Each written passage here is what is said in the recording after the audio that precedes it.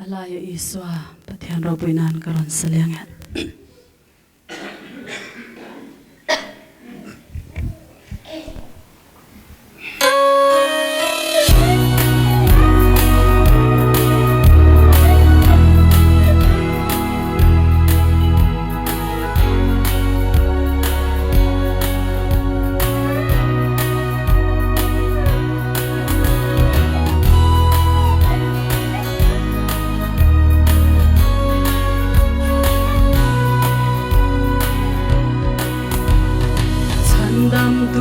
Tulungaya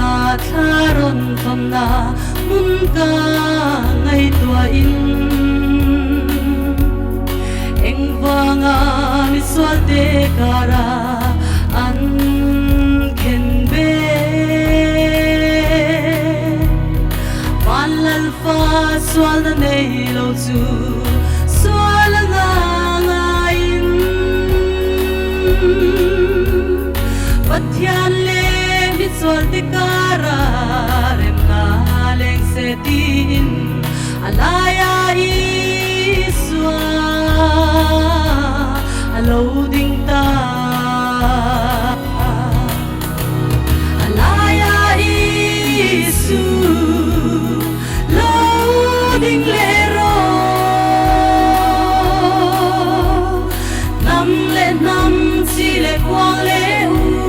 le nau kara subatin le ocean dila rem na khen theina alaya isu loving le ro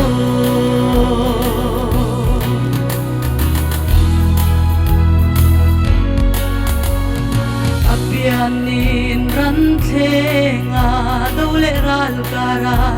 tamang aron zal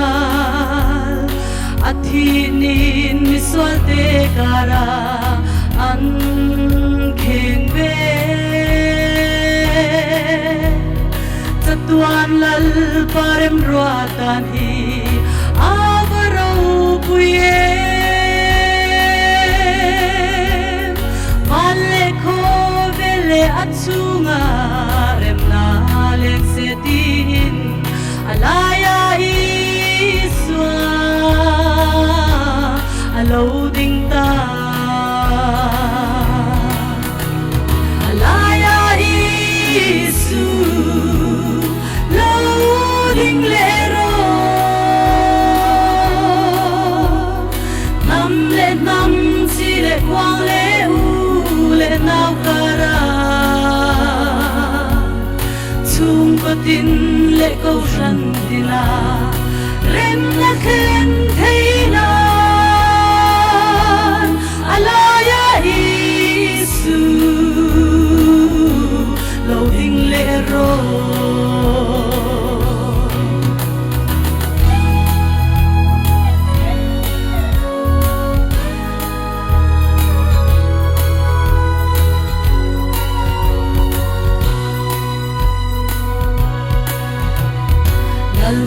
i mangai ya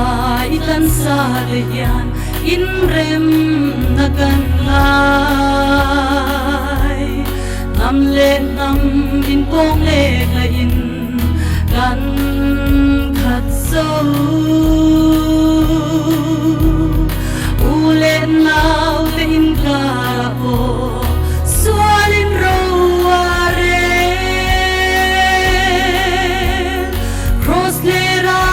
swal te kara ibani par angkan alaya isu loading lero alaya isu loading lero nam le nam si le kwang le u le nau kara tin le ocean dila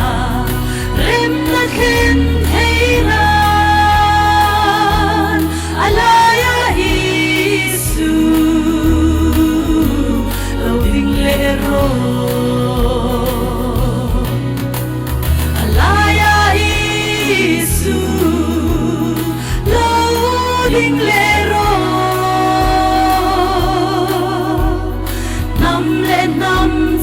quang le hu le nau kara chung có tin lệ câu rần na rem na khen thấy na alaya isu lâu ding lệ ro